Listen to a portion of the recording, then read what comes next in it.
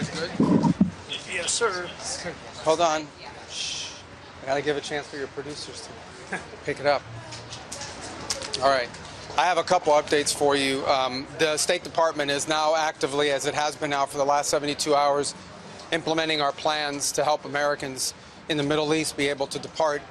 As of a few minutes ago before I left, 9,000 Americans have been able to leave the region since the start of this war. We have about 1,500 Americans that are requesting assistance with departure. We have identified and continue to identify charter flights, military flight options, and expanded commercial flight options, meaning working with the airlines to send bigger airplanes with more seats, and the combination of those three things. The impediment we're facing now, in many cases, we've had a couple instances in which we have planes in the air and on the way, and unfortunately the airspace gets closed and they have to turn back around, so we're working through those challenges. Here's the message I want to deliver Americans who are in the Middle East and in need of assistance. It is very important, and I ask this of the networks as well. It is important for you to please put both the website and the phone numbers on your screens, because we need people. We need to know where you are. We need to know. We need to have contact information for Americans that need assistance. They have to register with us, because as these options begin to open up, and as they open up, we have to be able to call you. We have to be able to reach you. We have to be able to know where you're staying, so we can get this information to you and coordinate appropriately. And it'll be a variety of methods: charter flights, military flights and transports, expanded commercial opportunities, and in some cases land routes that will allow them to go to neighboring countries who might have open airports at that point. So it's a lot of different things here that need to happen in order to move people, but it all starts by knowing that you're there. It all starts by knowing that where you are and how we can get a hold of you. So I'm asking the networks and all of the media outlets, please publicize the two phone numbers that we've put out, as well as the website, so people can contact us and register. We've had, thousands of people call already. As I said, we've identified almost 1,600 that are requesting assistance with departure, but we need you to please be able to identify that. As I came in, I also saw the media reports about Dubai's consulate.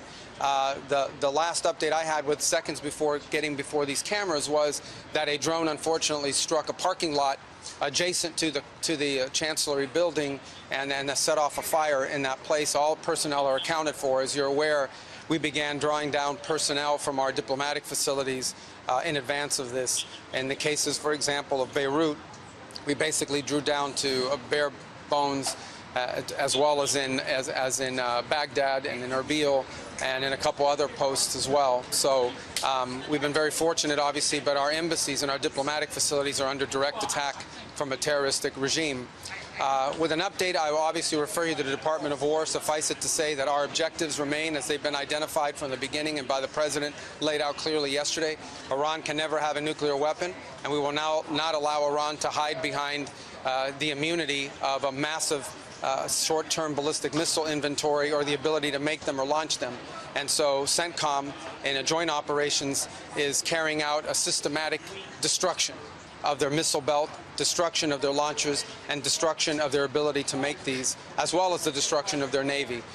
From what I've been told by the Department of War, everything is on or ahead of schedule and proceeding on these objectives. We have every confidence in the world that these objectives will be achieved. The last point I would make is, and I said this yesterday and I repeat, what's about to, you're about to see, we're going to unleash Chang on these people in the next few hours and days. You're going to really begin to perceive a change in the scope and in the intensity of these attacks as, frankly, the two most powerful air forces in the world take apart this terroristic regime and defang it and take away its ability to threaten its neighbors or hide behind a zone of immunity that allows them to develop their nuclear ambitions.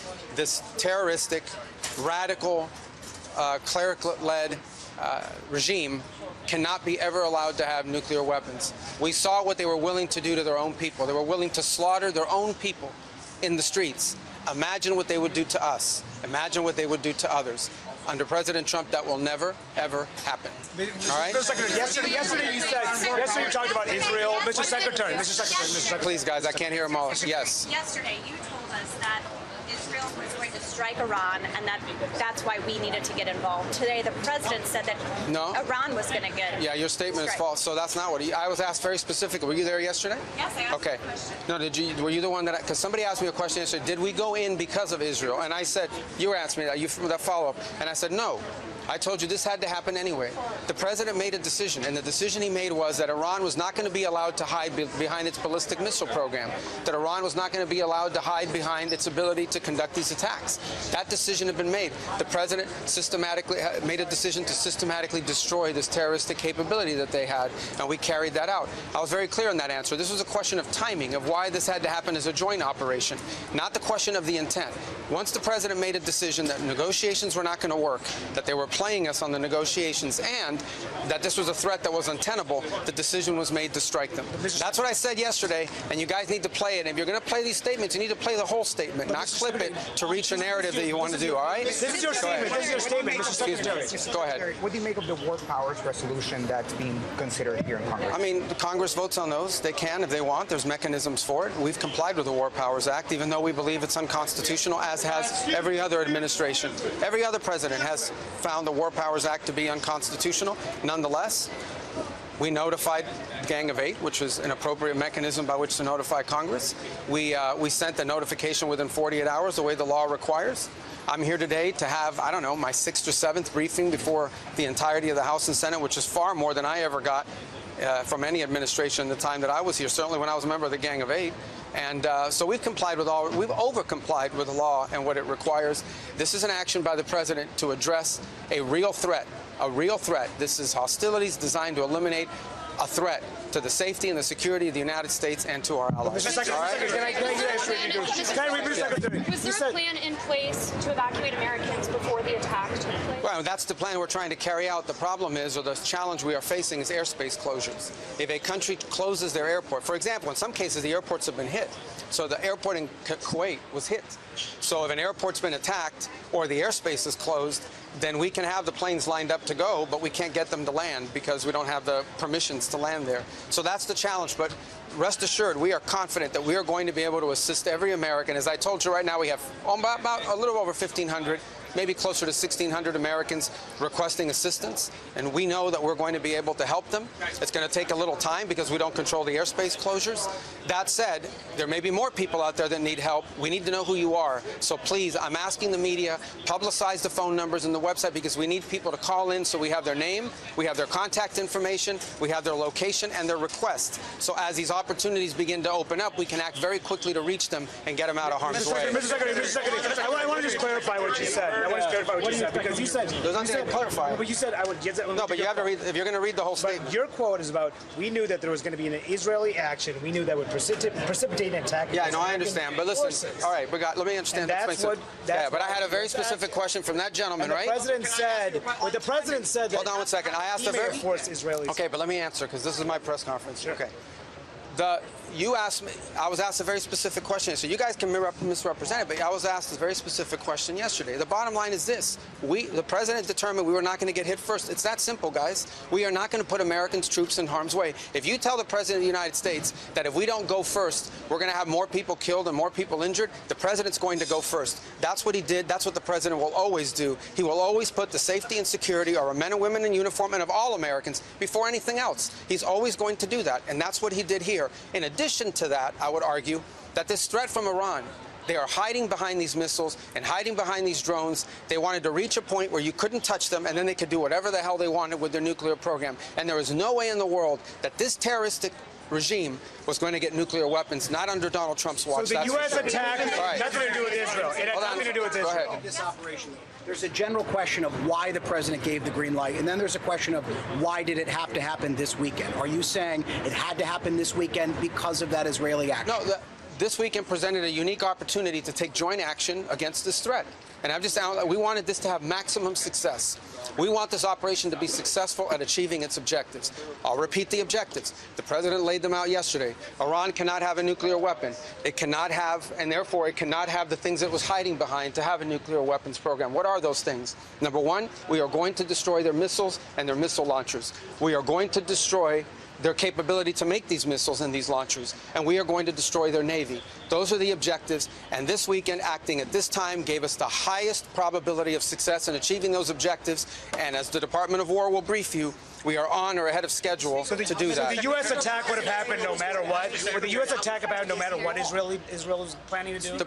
Israel was going to act with or without the president US. had already made a decision to act on the timing. The president acted on the timing that gave us the highest chance of success. And that's what you're seeing play out right now. You're seeing it play out right now, and you'll see it in the days to come. We will systematically take apart their missile program. We will destroy their ability to sponsor terrorism, by the way. We will destroy their factories. We will destroy their Navy. Those objectives are going to be met. We're well on our way to meeting them. It will not be easy. There will be a price to pay for it, but that is a much lower price to pay than having a nuclear-armed Iran. I got to go brief these guys. Hold on. Yes. Secretary, yes, ma'am. Secretary, how heavily is the administration leaning into the 2001 AUMF for justification of these strikes? What now? How heavily is the administration Well, that's leaning not our notification to Congress. Our notification, listen, let me explain to you guys this in simple English. Okay? Iran is run by lunatics, religious fanatic lunatics. They have an ambition to have nuclear weapons. They intend to develop those nuclear weapons behind a program of missiles and drones and terrorism that the world will not be able to touch them for fear of those things. And this is the weakest they've ever been.